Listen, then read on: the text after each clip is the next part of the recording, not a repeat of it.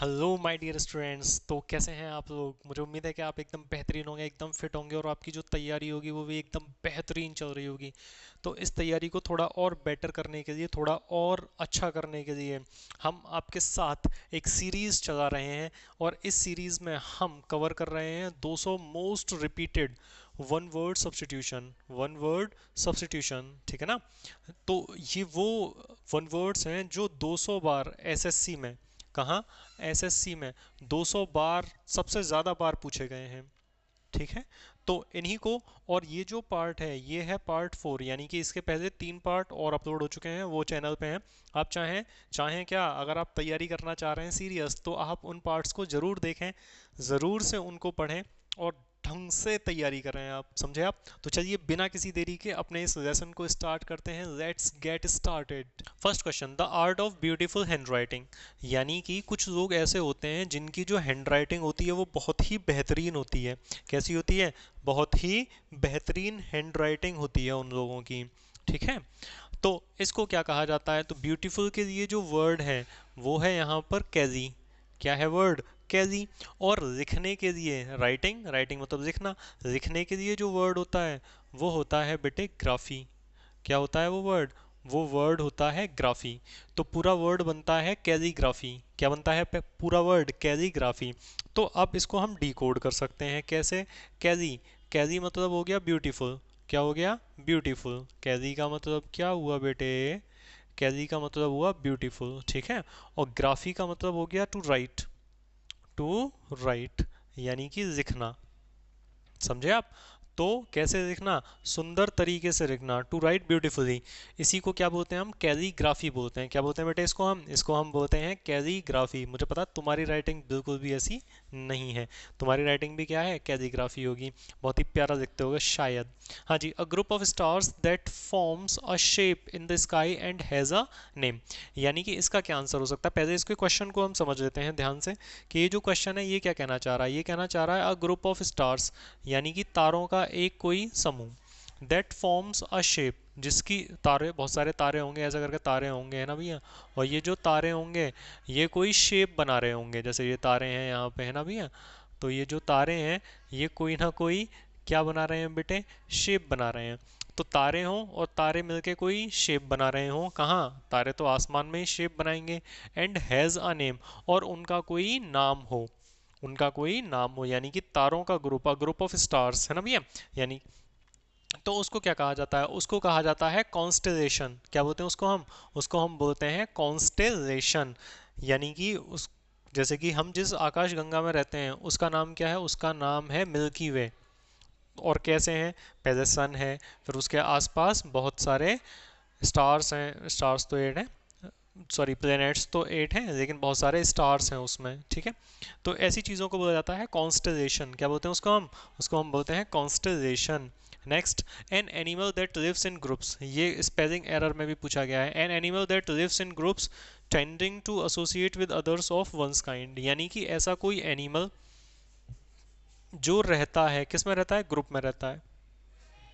किस में रहता है बेटे? ग्रुप में रहता है। जैसे कि इसका एग्जाम्पल हो सकता है डॉग्स, डॉग्स ज़्यादातर ग्रुप में रहते हैं, और जीब्रा, जिब्रा भी ग्रुप में रहते हैं, है ना? तो ऐसे ऐसे एनिमल्स जो ग्रुप में रहना पसंद करते हैं, दूसरे लोगों की संगत में रहना पसंद करते हैं, tending to associate with others of one's kind, अपने प्रकार के, अपनी जैसी प्रजाति के लोगों के साथ रहना जो पसंद करते हैं, उसको सिंपल सिंपल कहा जाता है ग्रेगेरियस। क्या बोलते हैं उसको हम? ग्रेगेरियस। ठीक है ना? तो बहुत ही सिंपल इसका भी आंसर तैयार हो जाता है, ग्रेगेरियस। सो सिंपल, जो अपने जैसों लोगों के साथ। और ये जो ग्रेगेरियस था, इसको बहुत सारे लोग ग्रजेरियस भी बोलते हैं। ज का साउंड भी निकलता है, हार्ड साउंड भी निकालते हैं वो इसका। A quiet person who is more, spelling error में आ गया है। A quiet person who is more interested in his own thoughts and feelings than in spending time with other people. ऐसा कोई इंसान जिसकी फीलिंग्स, ऐसा कोई इंसान जिसकी फीलिंग्स, है ना भैया? वो क्या हो? फीलिंग्स अंदर की तरफ हो। फीलिंग्स कहाँ हो उसकी? इन, अंदर की तरफ हो, है ना? तो अंदर के लिए जो वर्ड हो जाएगा वो हो जाएगा इंट्रो। क्या हो जाएगा बेटे? इंट्रो। और फीलिंग्स के लिए जो वर्ड होगा वो होगा वर्ट। तो सीधा सीधा सा आंसर बन गया इंट्रोवर्ट। ऐसा कोई इंसान जिसकी फीलिंग्स अपने अंदर ही, जो ऐसा इंसान जो अपनी फीलिंग्स अपने अंदर ही रखता है ना, और अपनी फीलिंग्स को वो दूसरों के साथ ज़्यादा शेयर नहीं करता। ऐसे इंसान को क्या बोलते हैं हम? ऐसे इंसान को सिंपली हम क्या बोलते हैं? इंट्रोवर्ट। क्या बोलते हैं ऐसे इंसान को हम? ऐसे इंसान को हम इंट्रोवर्ट बोलते हैं। सो सिंपल, ठीक है। लेकिन ऐसा इंसान जो अपनी फीलिंग्स को दूसरों को बढ़ चढ़ के बताता हो, खुश हो के बताता हो कि भाई मेरे अंदर ये फीलिंग है, जरा सुन, और ये वाली फीलिंग भी सुन, ये वाली फीलिंग भी सुन। तो ऐसा इंसान जो अपनी फीलिंग्स को बाहर निकालता हो, तो उसके लिए वर्ड होता है भैया एक्सट्रोवर्ट। क्या होता है बेटे? एक्सट्रोवर्ट होता है। समझे आप या नहीं समझे? मुझे उम्मीद है कि आपको समझ में आ रहा होगा। एक्सट्रोवर्ट जो खुल के अपनी फीलिंग्स को बताता है, इंट्रोवर्ट जो अपनी फीलिंग्स को अंदर ही रखता है। ठीक है, सो सिंपल, ये बहुत बार पूछे गए हैं। A piece of garden in which fruit trees are grown. ओहो, ऐसा कोई गार्डन है ना भैया जिसमें पेड़ तो हैं लेकिन वो किसके हैं? फ्रूट ट्रीज हैं। कैसे हैं भैया? Fruit trees. इसको बोलते हैं बाग। क्या बोलते हैं बेटे इसको? इसको हम बोलेंगे बाग, क्योंकि बाग में क्या आते हैं? बाग में लगते हैं फूल। क्या लगते हैं बेटे? बाग में लगते हैं फूल, ठीक है। तो फूल, सॉरी, क्या हो गया मेरे दिमाग को, बाग में लगते हैं फल। क्या लगते हैं बेटे? फल, ठीक है ना। वैसे भी बाग दो तरीके के होते हैं। एक तो वो होते हैं जिसमें फ्लावर आता है, ऐसा बाग जिसमें क्या हो? फ्लावर होते हैं, है ना भैया। और दूसरा बाग कौन सा होता है? दूसरा बाग वो होता है जिसमें क्या होते हैं बेटे? फ्रूट होते हैं। क्या होते हैं बेटे? फ्रूट होते हैं, है ना। तो फ्लावर वाला तो गार्डन होता है। क्या होता है वो तो गार्डन होता है, ठीक है। तो गार्डन गार्डन हो गया, है ना। और ये जो फ्रूट है, ऐसा गार्डन जिसमें फल उगाए जा रहे हैं। क्या उगाए जा रहे हैं बेटे? फल उगा रहे हैं। तो जहाँ फल उगाए जाते हैं उसको बोलते हैं हम ऑर्चर्ड। क्या बोलते हैं बेटे? ऑर्चर्ड बोलते हैं इसको हम। बहुत सारे लोग इसे ऑर्चार्ड भी बोलते हैं ना, वैसे ऑर्चर्ड ठीक है इसके लिए। समझ गए भैया आप? उम्मीद है कि समझ ही गए होंगे। Spelling, water which is fit to drink, यानी कि ऐसा पानी जो पीने के लिए फिट है, यानी कि साफ है, शुद्ध है। और क्या है बेटे पीने के लिए? वो पीने के लिए एकदम प्योर है। ऐसा पानी जो पीने के लिए एकदम प्योर है, उस पानी को क्या बोलेंगे? उस पानी को कहा जाता है, इसका आंसर मैं लिख देता हूँ बेटे रंग बदल के, है ना। उसको कहा जाता है बेटे पोटेबल। क्या बोलते हैं उसको हम? उसको हम बोलते हैं पोटेबल। पोटेबल, ऐसा पानी जो फिट टू ड्रिंक है। सो सिंपल, बहुत ही आसान है ये। हो गया नेक्स्ट।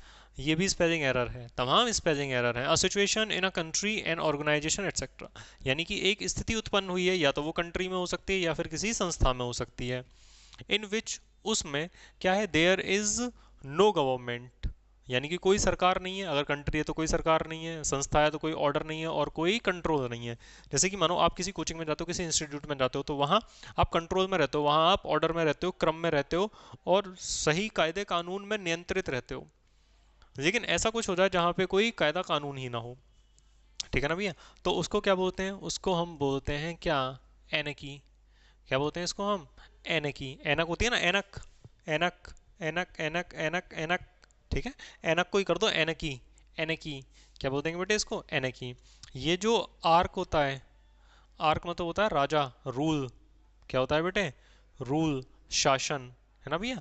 और ए का मतलब हो गया नहीं है। तो जहां रूल, शासन, कंट्रोल नहीं है उसको क्या बोलते हैं भैया? एनकी बोलते हैं। Simple simple. Next, a person who regards whole world as his country. Spelling error में आया बेटे, स्पेलिंग एरर में। A person who regards whole world as his country, one who is a citizen not of a country but of the world। ऐसा कोई इंसान जो मानता है होल वर्ल्ड, पूरी दुनिया, एज हिज कंट्री, कि मेरी जो कंट्री है, जो मेरा देश है, वो तो पूरी दुनिया ही है। जो मेरा देश है वो तो पूरी दुनिया ही है, यानी कि मैं किसी देश का नहीं हूँ, तो पूरी दुनिया में कहीं भी आ जा सकता हूँ, ठीक है।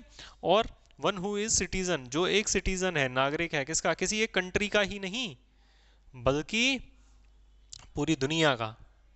ये पूरी दुनिया मेरा घर है, ठीक है। तो उसको क्या बोला जाता है? उसको बोला जाता है कॉस्मोपॉलिटन। क्या बोलते हैं बेटे उसको हम? कॉस्मोपॉलिटन। समझे आप? समझ पा रहे हो या नहीं समझ पा रहे हो? कॉस्मोपॉलिटन, टन टन टन आएगा इसमें, टन। कॉस्मोपॉलिटन। चलो टन कर देते हैं इसको बेटे, ऐसे करके कॉस्मोपॉलिटन, ठीक है। इसका ये आंसर हो जाएगा कि ऐसा इंसान जो पूरी दुनिया को अपना घर मानता है। A person who leaves his country to live in another, यानी कि ऐसा कोई इंसान जो छोड़ देता है अपना देश, अपना देश जो छोड़ देता है क्या करने के लिए, रहने के लिए, कहाँ, दूसरी कंट्री में, तो उसको बोला जाता है एमिग्रेंट। क्या बोलते हैं उसको हम बोलते हैं एमिग्रेंट। ऐसा इंसान जिसने अपना देश छोड़ दिया है और अपना देश छोड़ के वो दूसरे देश में रहने चला गया, तो उसको बोला जाता है एमिग्रेंट। क्या बोलते हैं बेटे उसको, उसको बोलते हैं हम emigrant. Lasting for a very short time, जो बहुत ही कम समय के लिए चल सके, जो बहुत ही कम समय के लिए चल सके, उसको क्या बोलते हैं बेटे, उसको बोलते हैं हम एफेमेरल। क्या बोलते हैं बेटे, एफेमेरल। एफेमेरल का क्या मतलब होता है बेटे, ऐसी कोई चीज़, वस्तु, इंसान, इंसान तो नहीं, कोई चीज़, वस्तु, कुछ भी ऐसी चीज़ होती है जो बहुत ही ज़्यादा शॉर्ट टाइम के लिए चल सके, है ना, उसको हम क्या बोलते हैं, एफेमेरल। क्या बोलते हैं बेटे, एफेमेरल बोलते हैं। ठीक है, नेक्स्ट। ये दोनों ही स्पेलिंग एरर है ना, इनका याद रखना तुम, मैं क्या याद दिलाऊं तुम्हें। To free somebody from all blame, ऐसा ऐसा ऐसा ऐसा कर देना कि आज़ाद कर देना, क्या कर देना, आज़ाद कर देना किसी को, फ्रॉम ऑल ब्लेम, जितने भी उस पर दोष लगे थे उन सभी दोष से उसको मुक्त कर देना। क्या कर देना उसको, उसको मुक्त कर देना, किसी इंसान को उस पर जितने भी दोष लगे हैं उन सभी दोषों से मुक्त कर देना, उसको क्या बोलते हैं, चलो आओ उसको समझते हैं। उसको बोलते हैं भैया एग्जोनरेट। क्या बोलते हैं बेटे, एग्जोनरेट। उसको क्या बोलते हैं बेटे हम, मेरे प्यारे, उसको हम बोलते हैं exonerate. EXONERAT, EXONE, exonerate, EXONERAT, so simple. Next and last question हमारे इस सीरीज का पार्ट 4 का last question. One who is easily deceived, ऐसा कोई इंसान जिसको बहुत आसानी से छल किया जा सके, जिसको छला जा सके, जिसको बहुत आसानी से धोखा दिया जा सके, तो उसको हम क्या बोलते हैं, उसको कहा जाता है बेटे गलीबल। क्या बोलते हैं उसको हम बोलते हैं गलीबल। बेचारा भोला भाला सीधा साधा इंसान, भोली भाली प्यारी सुंदर नैनों वाली, ठीक है, धोखा देने में माहिर। ठीक है, तो ऐसा इंसान जिसको बहुत आसानी से छला जा सकता है, धोखा दिया जा सकता है, तो उसको हम बोलते हैं गलीबल। क्या बोलते हैं बेटे उसको हम बोलते हैं गलीबल। तो इसी तरीके से ये जो हमारी सीरीज़ है ये हो गई ख़त्म, पार्ट 4 ख़त्म हो गया। सीरीज़ में तो ख़त्म होने में अभी वक्त लगेगा, अभी वक्त लगेगा। तो ये मेरी बहुत छोटी सी कोशिश कि आपके सिलेक्शन को, आपकी तैयारी को बहुत अच्छे तरीके से स्ट्रॉन्ग किया जाए, आपको वो क्वेश्चंस प्रोवाइड कराए जाएं जो रियलिटी में इंपॉर्टेंट हैं। ठीक है, तो ऐसे ही आप मेरे साथ तैयारी करते रहिए, अपने फ्यूचर को आगे बढ़ाते रहिए, अपने करियर को आगे बढ़ाते रहिए, अपनी तैयारी को स्ट्रॉन्ग करते रहिए और दी इंग्लिश अल्फ़ा के साथ में इंग्लिश सीखते रहिए। Thank you so much.